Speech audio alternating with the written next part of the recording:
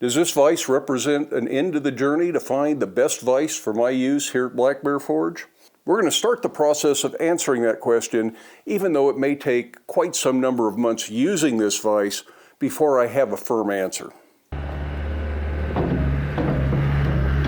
Of course, nothing can ever be so simple as to just have the piece of equipment show up on site, because where we live I need to go down and meet the delivery driver on the road. And that's not a big deal. I do this quite often. It's only about a half mile from the house, so it's a pretty simple trip down there. And having a skid steer with forks really pays off for something like this. Not to mention it's what we use to plow snow.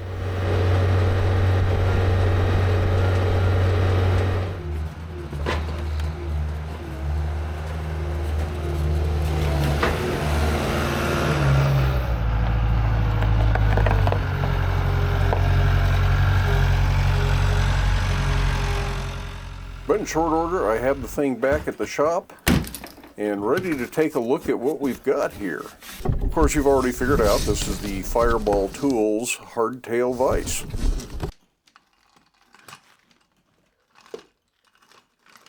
I reached out to Jason over at Fireball Tools and asked him if he thought the Fireball Hardtail VISE would stand up to the abuse in a blacksmith shop. It's more than just twisting and bending. There's going to be hammering and upsetting in the vise, and it's things that are generally considered way too abusive for this style of vise. But after watching his destructive testing, I thought there was some real potential in this vise, and he agreed that it should stand up to pretty much anything I might throw at it in my shop.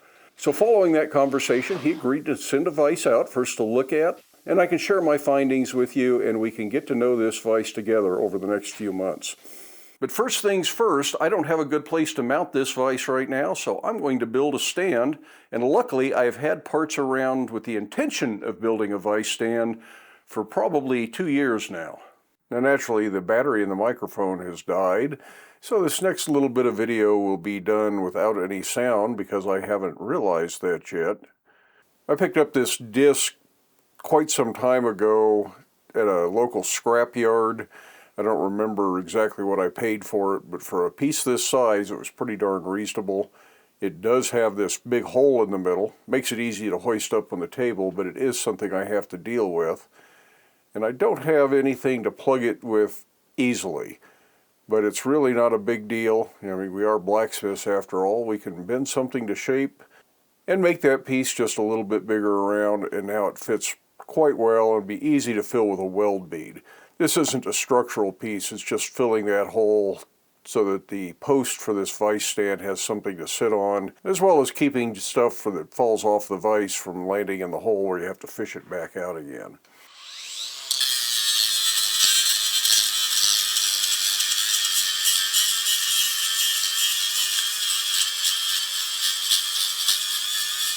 I'm going to measure a few different vices, vise stands, and kind of come up with an idea how high I want this to be.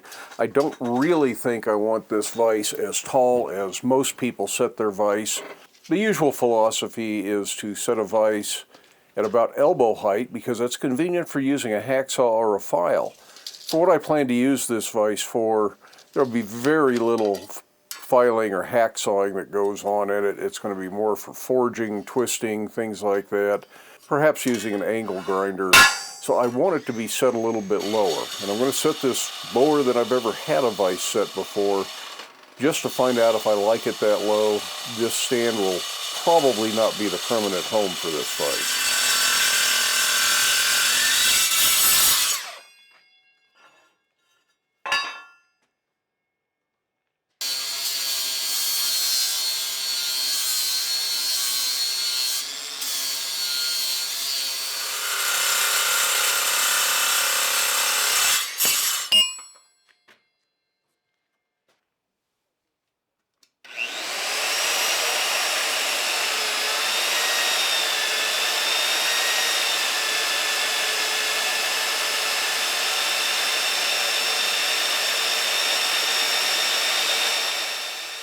I am putting a piece of black pipe across the stem, and this is just to pass a bar through that I can sling or pick up with forks if I have to move this outside for some reason. And it really does help. I've done this for vise stands in the past, and it's a nice little addition.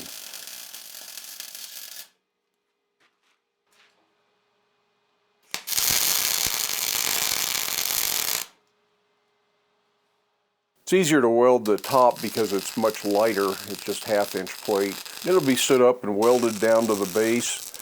I don't really think this needs a bunch of little flanges or braces, anything like that. That big heavy wall tubing is pretty solid all on its own. This is a little bit tougher to get off the platen table and back down on the floor, but not terrible. And having a place where I can put a chain hoist really helps. A bridge crane would be even more helpful.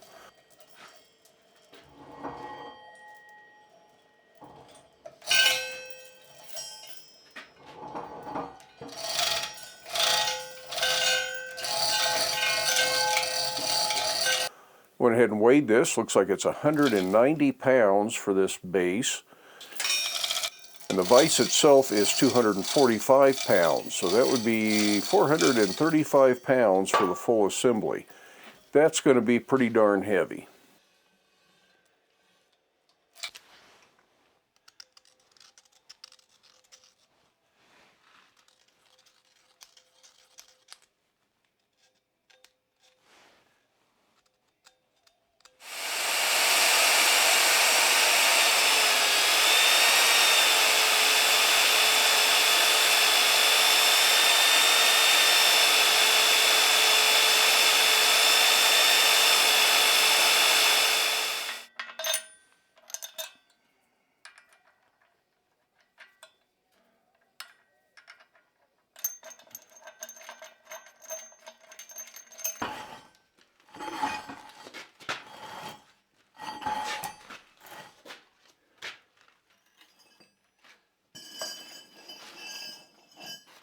Pipe rollers have always been an excellent way to move heavy equipment around the shop. Having a good solid floor helps. This isn't too bad on the brick floor. When I get to the dirt section, it gets a lot more difficult, but it can still be done. And if you've got to move something a long way on dirt, larger rollers or putting a sheet of plywood down under the rollers can really be beneficial. But for now, I'm just going to put this vise back in this little space here. It's kind of in my way, but it will give me a place I can test the vise out and find out if I built this stand the right height. Ultimately, I have other plans for it.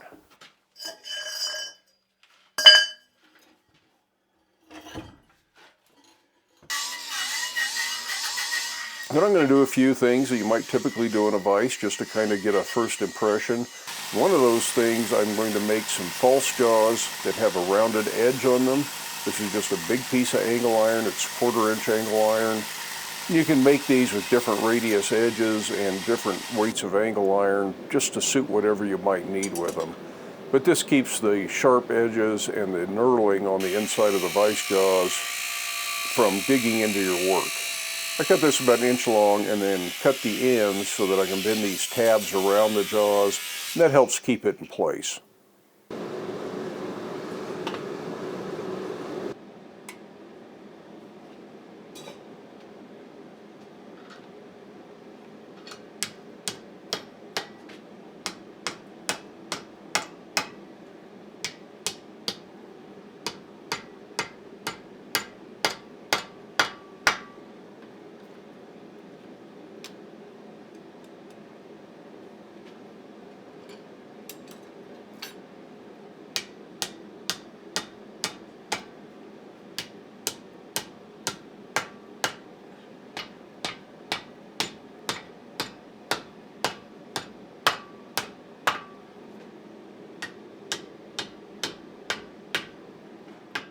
Now, because this vise has fairly narrow jaws for the mass of the vise, the jaws are 6.5 inches wide.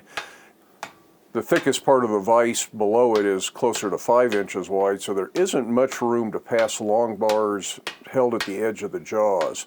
That is probably the biggest downside to this vise for forging, because long bars stood vertically are a pretty common thing to work on in a vise. But I think you could make false jaws if you fabricated them instead of doing this heated up angle iron thing. you could make a false jaw that sticks out about a ½ an inch or an inch and gain a little bit extra width. Matter of fact, Fireball Tools does sell a jaw replacement or auxiliary jaws. You can take these jaws out and put in a longer jaw. You just have to be careful because it puts quite a bit of leverage on the edges of the jaw. If you are clamping way off to the side in this vise, or any other vise for that matter, even a leg vise, using vise jaw spacers is really the way to go. You don't want that unsupported jaw that creates a lot of leverage. So just dropping a spacer of the same size bar really helps protect your vise and keeps it precise for a lot longer. Upsetting is probably one of the things that slips the worst in a vise when you're working in the blacksmith shop. And this vise is holding very well. It slips a little bit in these smooth jaws, but that's really expected. It's still holding better than I would typically expect in a vise. And of course, if you took the false jaws off and just used those textured jaws, it would hold even better. And I'm not cranking on this handle all that hard. The handle is fairly short, which is a design feature. You don't need to crank on this vise real hard. You don't need a cheater bar. Matter of fact, it's got some little grooves cut in the handle. If you put a cheater bar and overstress the handle, you'll bend or break the handle before you cause any damage to the vise.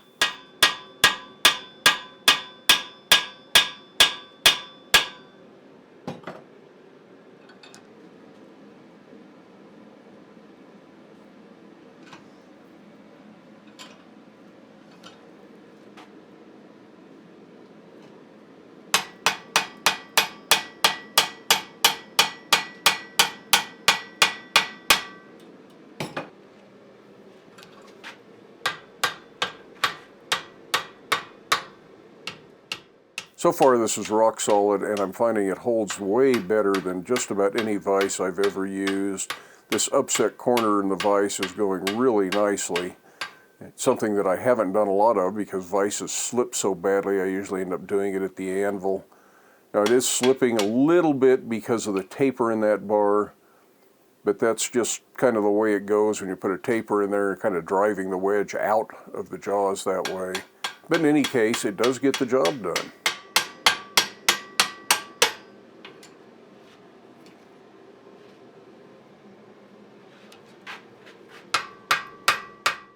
The last big vintage vise just would have dropped this bar. You would have driven it out and it would have fallen out of the jaws. It held so poorly.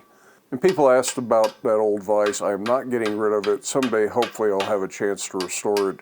But there just isn't time in my life or the things I need to do in the shop right now to worry about spending the time restoring a tool, especially when an excellent tool like this is available on the market.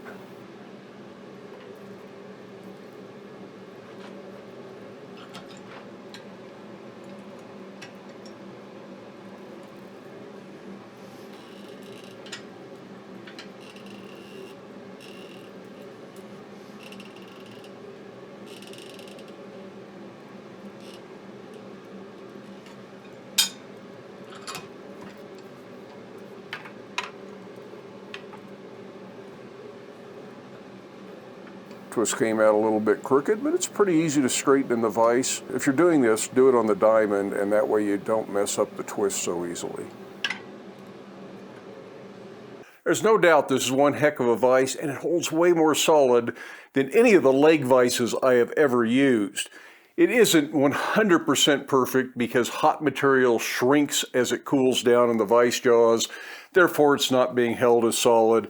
And using these smooth sacrificial jaws does affect it a little bit. They don't hold as much as the knurled jaws do, but they also aren't going to transfer any teeth marks to my work. So it's a pretty good way to go most of the time, and I can remove them if I want the knurling on there. But compared to the leg vices that I have had in my shop over the last 40 years, this is a real game changer.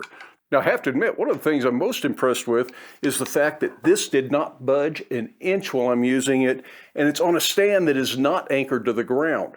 My general feeling about portable vise stands is they're really hard to move when you want to move them, but they move all over the place when you don't want them to move. And this thing has been rock solid. I think I found the only spot of level floor in the whole shop. Now, typically you would not forge in this style of vise, whether you call it a bench vise, a machinist vise, a chipping vise. Lots of different names these things go by. And while these typically aren't designed for forging in, the heavier they are, the better they're going to put up with it. And I suspect that this vise is going to take anything I throw at it. Now, I'm not going to be shy about using this vise. I'm not going to try and protect it. If I need to do some upsetting in a vise, I'm going to go ahead and do that in here. I'm not going to worry about hammering on it. I want to give this vise a fair test, but I don't think I'm going to hurt it. I'm also not going to abuse it intentionally. When Jason did his destructive testing over on Fireball Tools, he was trying to destroy the vise, and he was doing things that nobody's ever actually going to do with a vise like this. And even then he had trouble breaking it. So I'm really excited to use this. Ultimately, it's going to go back over here on this other post, except that other post is too close to the wall, and I'd have to cut a hole in the wall to extend this through if I just bolted it to the top of the post. And instead of doing that, I think I will modify the post to bring that forward. That'll be a whole video just to do that.